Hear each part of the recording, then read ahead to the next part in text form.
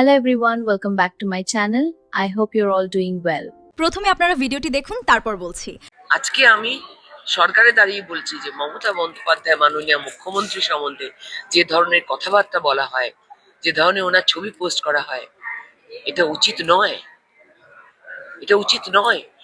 এটা পশ্চিমবঙ্গের সংস্কৃতি হতে পারে না। উনি 3 টার্মের মুখ্যমন্ত্রী ছিলেন, প্রতিদিন ময়লা করতে থাকেন। তাহলে আমি যখন বিরোধী ছিলাম, আমি তখনও এই কথা বলতাম। তখন আমাকে মানুষ বলতো, আচ্ছা আচ্ছা দেখ এবার তো টিএমসি বোধহয় জয়েন করে যাবে, মমতার হয়ে বলছে। মমতা ব্যানার্জির বিরুদ্ধে কোনো দুর্নীতির কেস, কোনো ক্রিমিনাল কেস আছে? মমতা বন্দ্যোপাধ্যায়ের মতো জননেত্রী মানে বাংলায় কেন, ভারতে খুব কম জন্মেছেন, মানে স্বাধীনতার পর থেকে, এই নিয়ে কোনো সন্দেহ নেই। এবং মমতা বন্দ্যোপাধ্যায় কোনো প্যারাট্রুপার পলিটিশিয়ান নন। তিনি কোনো রাজনৈতিক পরিবারের মানে বিরাট বাবা রাজনৈতিক নেতা ছিলেন, জেঠু ছিলেন, সেই লিগ্যাসিতে তিনি নেত্রী হয়েছেন নন। তিনি স্ট্রিট ফাইটার, তিনি মাটি থেকে উঠে এসেছেন। আজকে আমি সরকারে দাঁড়িয়ে বলছি যে মমতা বন্দ্যোপাধ্যায় মাননীয় মুখ্যমন্ত্রী সম্বন্ধে যে ধরনের কথাবার্তা বলা হয়, যে ধরনের ওনার ছবি পোস্ট করা হয়, এটা উচিত নয়। এটা উচিত নয়। এটা পশ্চিমবঙ্গের সংস্কৃতি হতে পারে না।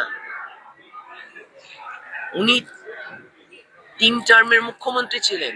ওনার রাজনৈতিক দল ভেঙে গেছে কি না গেছে সেগুলো তো মানে অবশ্যম্ভাবী ছিল, আদর্শ ছিল না, তাই এটা হওয়ার ছিল।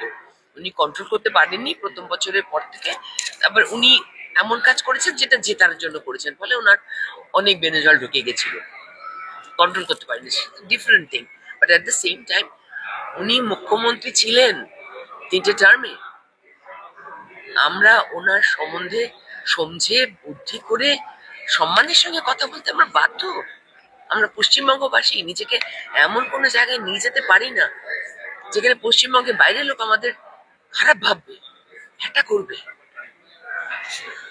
আমি এসব ব্যাপারে খুব উদ্ভট।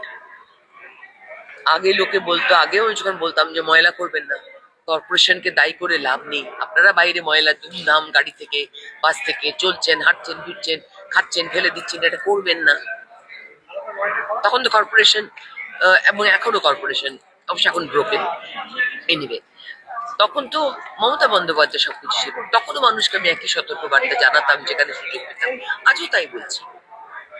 কারণ যারা ময়লাটা পরিষ্কার করছে, যারা ড্রেনটা পরিষ্কার করছে, তারাও মানুষ, তারাও আপনার আমার মতো রক্ত মাংসে গড়া মানুষ। তারা আপনার ফেলা ময়লা তারা ড্রেনটা থেকে তুলছে, যতই হাতে গ্লাভস থাক না কেন। তো সেটা তো ভাবতে শিখতে হবে মানুষকে। নিজের পকেটে রাখুন, নিজের ব্যাগ থাকলে মহিলারা ব্যাগে রাখুন। ছেলেদের যদি ব্যাগ না থাকে সঙ্গে একটু চেষ্টা একটা পাশে ওয়েট করুন, পাশে কোনো ডাস্টবিন থাকলে সেখানে গিয়ে ফেলুন, নাহলে সেটুকু পকেটে রাখুন। প্রধানমন্ত্রী দেশের নরেন্দ্র মোদী যে যখন কোনো একটা কিছু উদ্বোধন করেন, তাতে সামান্য কিছু প্লাস্টিক থাকলে সেটাকে সঙ্গে, বা কোনো র্যাপার থাকলে কিছু থাকলে সেটা নিজের পকেটের মধ্যে নিয়ে নেন। এই ভিডিও আপনারা দেখেননি কেউ? আমার ব্যাগটা যে কোনো সময় খুললে তাতে ওই যা চকলেট খেয়েছি, যা কিছু একটু বিস্কুট খেয়েছি, তার র্যাপারটা আমার ব্যাগের মধ্যে পাওয়া যাবে। নিজেদেরও আসলে অনেকটা দায়িত্ব।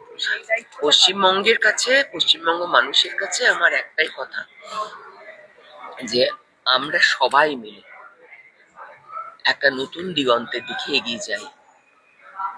শুরু থেকে শুরু সিনেমার এই অনুষ্ঠানে এসে আমি আপনাদের সকলের মাধ্যমে আপনাদের সকল দর্শকদের জানাই যে নতুন কিছু আমরা আবার করে দেখাই, যাতে সকলের গর্ব হয় পশ্চিমবঙ্গকে নিয়ে।